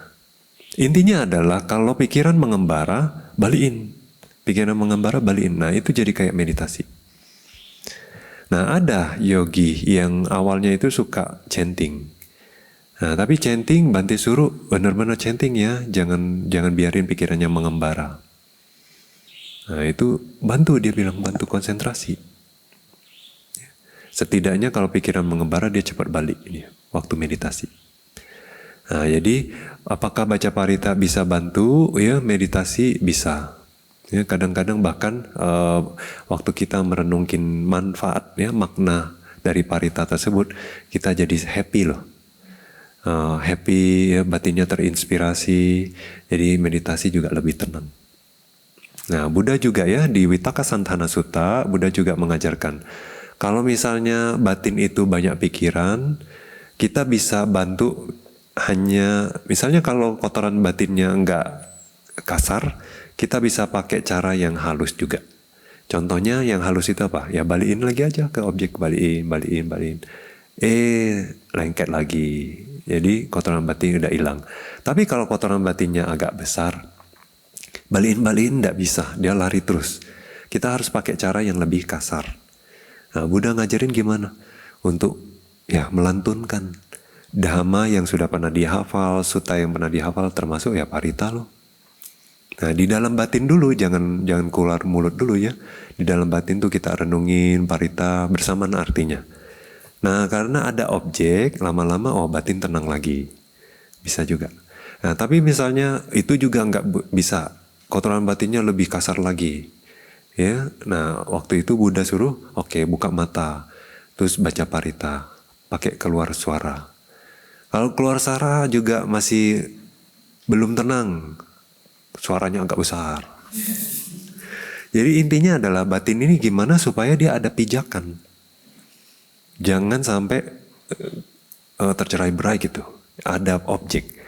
Nah kalau kita adain objek, terus kasih terus objeknya diisi batinnya, lama-lama juga tenang dia. Nah gitu ya, jadi kita lawan kotoran batin dengan cara yang ya tergantung. Kalau kotoran batinnya kasar, kita pakai cara kasar. Yang kasar gimana? Katanya sampai olahraga, bersihin toilet, bersihin wihara ya. Nah nanti badannya capek, otomatis kotoran batinnya juga udah lemas. Nah ini kadang-kadang sampai capek ketiduran ya. Kata orang kan mendingan ketiduran daripada muncul kotoran batin. Ya enggak? Kalau kotoran batin aku salah. Tidur dia wipaka, netral. Gitu. Nah, jadi dengan baca parita kadang bisa bantu meditasi. Sadu. Terima kasih Bante atas penjelasannya. Selanjutnya pertanyaan dari YouTube lagi. Dari Susana Junus 6986. Izin bertanya Bante, pada saat retreat kemarin saya mengalami rasa sunyi yang berlapis-lapis hingga merasakan berdenyut pada tulang belakang secara bersamaan. Apakah kondisi ini anumodami Bante? Kondisi ini ya itu denyut. Denyut dan keheningan yang berlapis. Kondisi apa jadi ya? Nah cuma ya kalau sudah begitu gimana? Itu kan yang lebih penting. Kadang muncul, kadang nggak muncul. Jadi juga nggak usah dicari. Ya, yang penting adalah waktu itu jangan lupa objek meditasinya. Nah, kalau nggak lupa, nanti ini juga hilang, datang pergi. Nah, itu ya. Yang penting gimana kita tetap progres. Jangan lupa objek meditasi. Sadu. Terima kasih Bante. Selanjutnya kita lempar kesempatan untuk Kalyanamita yang ada di Sima Hall ini. Apabila ada yang ingin mengajukan pertanyaan, ya silakan. Wandami Bante. Pertanyaannya sebenarnya ada dua, saya tanya satu dulu, nanti kalau ada kesempatan, baru yang kedua. Yang pertama, yang saya tanya, di faktor jana kecuali suka, suka itu masuk ke cetasika gak Bante? Soalnya di Anyasamana sama di Sobana dia nggak ada masuk. Sedangkan di Vitaka Wicara Piti kan di Makinaka. Sedangkan Ekagata di Sabacita. Saya suka nggak ada. Suka itu termasuk Wedana atau gimana? Iya. Suka masuk Wedana. Ya. Jadi dia tuh bukan cetasika khusus. Nah, kalau suka selalu nggak suka Wedana, duka Wedana ya enggak. Nah, jadi rasa nyaman yaitu Wedana. Terima kasih Bante. Oke, selanjutnya ada yang ingin mengajukan pertanyaan lagi?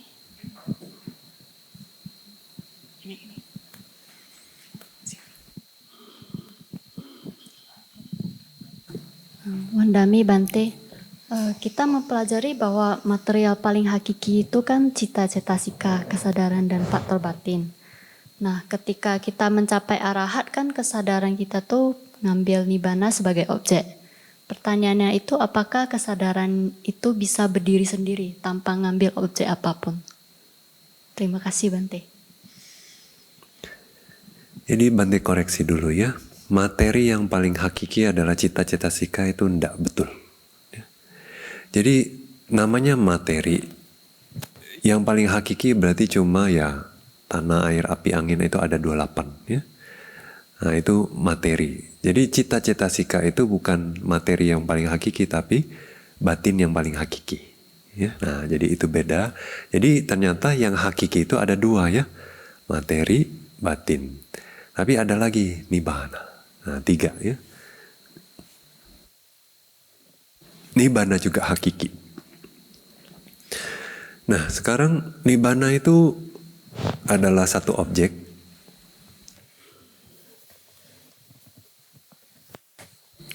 Adalah satu objek. Dia itu sebuah fenomena, bukan materi, juga bukan batin.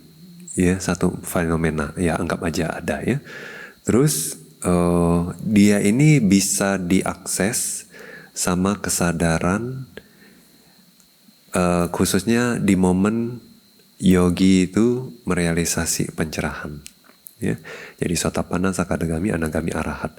4 ini merealisasi nibbana sama, objek yang sama. Nah, tapi dibilang bahwa kotoran batin kita itu bayangkan kayak pohon. Pohon itu kayak tebel ya, batangnya gede. Nah, karena batangnya udah besar gitu, jadi sekali tebas itu ndak bisa sekali, minimal 4 kali katanya. Nah, tapi sebetulnya gaya tebasnya tuh kan harus sama ya, 4 kali. Nah, jadi Sotapati Magga dia juga ngambil nibbana sebagai objek, Sakadagami juga ngambil nibbana sebagai objek. Nah, bedanya apa? Bedanya cuma dari segi penetrasinya aja. Ya. Dengan kata lain, segi pemahamannya, perealisasiannya. Sotapati Magga merealisasi 4 kebenaran mulia, betul. Sakadagami juga, Anagami juga, Arahata juga. Kebenaran mulia, sama. Tapi kita bilang Arahata merealisasi 100%. Artinya perihal 4 kebenaran mulia, dia benar-benar paham. Nah, kalau Sotapanna 25%. Sakadagami 50%, Anagami 75 gitu. Jadi perumpamaan yang dipakai di dalam kitab itu kayak kita misalnya naik perahu, ya, udah mau sampai ke darat, ya, deket ke pantai, ya. Nah, jadi karena udah deket, si yang duduk di perahu bisa nggak kelihatan pasir? Udah kelihatan, ya, bisa kelihatan. Nah, itu kayak Sotapanna, masih jauh tapi udah melihat nibbana. Nah, tapi Sakadagami dia lebih dekat lagi. Anagami dia dekat lagi. Nah, Arahata dia udah di atas pasir. Nah, gitu ya. Jadi dia benar-benar yang paling tahu tentang pasir itu kayak gimana. Nah, itu aja. Tapi kesadaran yang mengambil nibbana sebagai objek itu muncul lenyap. Nibbana nggak muncul lenyap. Ya. Fenomena ini nggak muncul lenyap, tapi kesadaran yang ngambil objek ini yang muncul lenyap. Namanya kesadaran pasti muncul lenyap. Ya. Nah, terus sekarang pertanyaannya, apakah bisa cita itu eksis tanpa objek? Nggak bisa. Nggak bisa. Ya, ada orang katanya melamun. Ya, ditanya objeknya apa? Nggak ada, kosong. Dia bilang gitu. Nah, berarti kosong sebagai objek. Nggak mungkin nggak ada. Kalau nggak ada objek, biasanya batin itu apa? Nggak bisa eksis dia. Jatuh ke bawangga. Artinya tidur. Tapi bawangga itu juga sejenis kesadaran. Dia kesadaran ngambil objek juga loh. Berarti. Cuma objeknya ini dalam keadaan aktif seperti ini kita nggak sadar objeknya apa. Nah, dalam keadaan ketiduran lelap, kesadaran bawangga itu ngambil objek. Objeknya adalah objek terakhir sebelum kita meninggal di kehidupan lampau. Nah itu objeknya sama. Ya. Jadi kesadaran nggak bisa eksis tanpa objek. Sadu. Selanjutnya masih ada yang ingin bertanya? Wandami Bante, saya ingin menanyakan yang tentang Mano Dwara Wajana. Di Mano Dwara Wajana kan tidak ada hasrat sama piti Bante. Nah itu maksudnya apa Bante? Nggak ada canda sama canda piti sama piti. maksudnya apa? Ya maksudnya nggak ada canda piti loh. Tapi kenapa maksudnya ya? Kenapa nggak ada canda piti? Ya, karena kesadaran ini lemah. Ya. Jadi kalau dibilang bahwa dia itu sebetulnya bukan kesadaran yang aktif. Kesadaran yang aktif itu kan sebetulnya cuma di momen jawana. Di sana momen kita betul-betul bisa menikmati objek. Ya. Nah kesadaran-kesadaran yang sebelumnya itu enggak aktif banget. Dia hanya menjalankan fungsinya aja. Ya, yaitu Manodwara Wajana dia fungsinya untuk mengarahkan ke pintu batin. Supaya objek itu bisa dinikmati, ya, dirasakan sama si jawana. Nah, karena dia cuma berfungsi, itu dia kayak agak otomatis gitu. Nah, makanya nggak ada hasrat pun juga dia bisa muncul. Nah, jadi juga dia biasanya itu UPK Wedana nggak ada piti karena memang dia belum sempat ngambil objek banget. Dia cuma kayak ini objek gitu. Gitu ya. Nah, jadi memang kesadarannya karena lemah, dia hanya menjalankan fungsinya aja, jadi belum sempat ada hasrat terhadap objek, juga piti terhadap objek.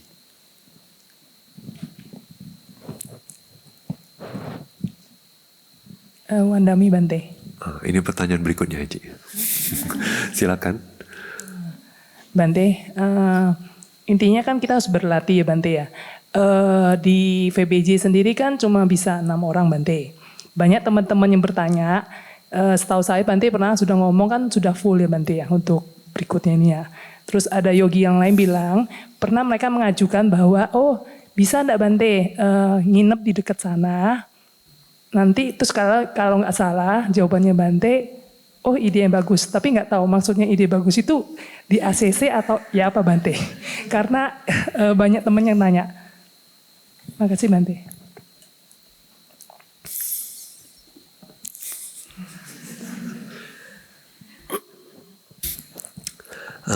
Sebelumnya sudah dipikirkan. Awalnya terkesan bagus. Tapi itu beresiko. Ya. Artinya kalau yogi udah tinggal di luar, itu kita nggak ada memantau lagi. Kita nggak bisa memantau. Jadi kita mesti bikin peraturan yang baru pula, berbeda. Nah, itu banyak resikonya. Ya dia ngapain di luar aja kita nggak tahu lagi. Nah, jadi kita lebih ngelihat potensi problem daripada itu. Terus keamanan yogi gimana? Ya kan di luar kita nggak bisa jaga dia. Ya di luar di dalam perjalanan mungkin dia ada apa-apa ya amit-amit nggak tahu kan tapi. Nah jadi terus juga keluar masuk begitu kan terlalu mencolok. Takutnya jadi dianggap mengganggu keramaian lah nanti ada. Karena ya tahu sendiri ya. Maksudnya kita sedang mengusahakan izin yang terbaik gitu ya. Tapi sebetulnya warga juga baik sama kita. Tapi namanya ya kita mau stay low. Ya, nggak mau kayak jor-joran gitu. Ya, supaya tidak terjadi kesenjangan sosial atau iri atau apa. Ya. Nah jadi kita putuskan, oke, kita terima aja. Bukan 6 sih, 9. Ya. 3 cowok, 6 cewek. Terus kadang kita juga terima karena volunteer ya. Yang sering bantu kita, volunteer atau orang yayasan ya. Yang sering bantu, nah kita pun terima mereka kalau mereka mau jadi yogi, tapi itu di luar kuota. Jadi kadang bisa lebih 10, 11 gitu. Oke, sadu. Masih ada, C? Oh, balik sini lagi. Oh, ya. Oh, C. Wandami Bante, izin bertanya mengenai tadi Bante sempat singgung tentang 4 unsur. Bagaimana meditasi 4 unsur ini kan berarti nggak jana ya? Nah, bagaimana itu bisa menyamai pencapaian jana gitu maksudnya? Tentu saja kan konsentrasi jana itu lebih bagus gitu Bante. Bagaimana hasilnya bisa sama? Makasih Bante. Nggak ada yang bilang hasilnya sama. Oh nggak sama ya Bante? Nggak sama. Tapi misalnya yogi latih 4 unsur. Kalau memang dia cocok ya, khususnya tipe pemikir ya, kayak banyak pikiran gitu ya, atau dikit-dikit mereka perhatiin sensasi. Nah itu biasa kita arahin, oke sekalian aja lah sensasi sebagai objeknya gitu. Nah terus karena dia harus diputar-putar gitu kan ya, nanti nggak sempat mikir juga. Nah, rata-rata mereka mendapat manfaatnya kayak gitu. Nah kalau ini jadi konsentrasi, kita pun nggak mau dia berhenti di situ sih. Nah nanti kalau dia udah dapat konsentrasi, nah, kita bisa arahin ke misalnya lihat organ tubuh. Ya kalaupun nggak bisa lihat semua, minimal lihat tulang. Karena ambil salah satu organ ini, dia bisa masuk jana 1. Nah, berarti naik level sedikit kan, masuk jana 1. Nah, terus dari warna dari organ tersebut, dia bisa masuk ke kasina. Nah, misalnya dia ambil warna liver, ya, itu kan coklat kemerahan gitu, coklat, ya katakanlah. Dia lebih ke arah gelap, itu masuknya nila kasina, ya. Nah, ambil objek itu, dia bisa latih kasina coklatnya, jana 1, 2, 3, 4. Nah, waktu itu lebih gampang. Ya. Nah, jadi kita sih mau arahin tetap ke jana kalau mereka udah bisa di satu objek. Sadu. Terima kasih Bante atas penjelasan Dhamma yang sangat bermanfaat dan mendalam ini. Bante, saat ini waktu telah menunjukkan pukul 20.50. Mohon arahan, apakah sesi tanya jawab akan kita lanjutkan atau kita akhiri? Kita akhiri. Oke. Bante, Salyale, Kalyanamita sekalian, pertanyaan tadi merupakan pertanyaan terakhir pada sesi tanya jawab kita pada malam hari ini. Anumodami Yang Mulia Bhikkhu Nanukamsa atas pembabaran damanya. Semoga semua jasa kebajikan yang telah kita lakukan bersama menjadi kondisi pendukung untuk perealisasian Nibbana. Sadu. Sebelum kita mengakhiri acara Dhamma Desana pada malam hari ini, marilah kita bersama-sama melakukan pelimpahan jasa yang akan dipimpin oleh Yang Mulia Bante Nanukamsa. Ya, marilah kita melakukan pelimpahan jasa atas semua kebajikan yang telah kita lakukan selama ini, dari menjalankan moralitas, berdana, memberikan pelayanan, diskusi dhamma, meditasi. Semua kebajikan ini marilah kita limpahkan kepada sanak keluarga dan teman-teman yang sudah meninggal. Semoga semua bisa ikut berbahagia. Kita juga ingin melimpahkan semua kebajikan ini kepada para dewa yang melindungi ajaran Buddha selama ini, kepada para dewa yang melindungi kita selama ini, kepada semua makhluk baik yang terlihat maupun yang tidak terlihat. Semoga semua makhluk bisa ikut berbahagia. Dan tidak lupa semoga kebajikan ini menjadi penyebab pendukung dalam usaha kita melenyapkan seluruh kotoran batin, mencapai kebahagiaan sejati Nibbana. Sadu. Marilah bersama-sama kita melakukan pelimpahan jasa.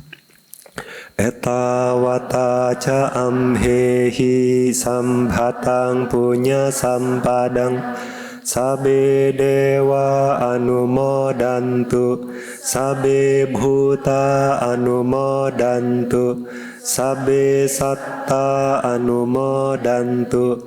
Sabba sampatti siddhya. Idang me nyatinam hotu sukhita hontu nyatayo. Idam me nyatinam hotu sukhita hontu nyatayo. Idang me nyatinam hotu sukhita hontu nyatayo. Idang me punyang asawakaya wahang hotu. Idang me punyam nibbana sapacayo hotu. Mama punya bhagam sabasatanam bhajemi. Te sabbe me samam punya bhagam labhantu. Sadhu, sadhu, sadhu. Sukhi hotu nibbana sapacayo hotu.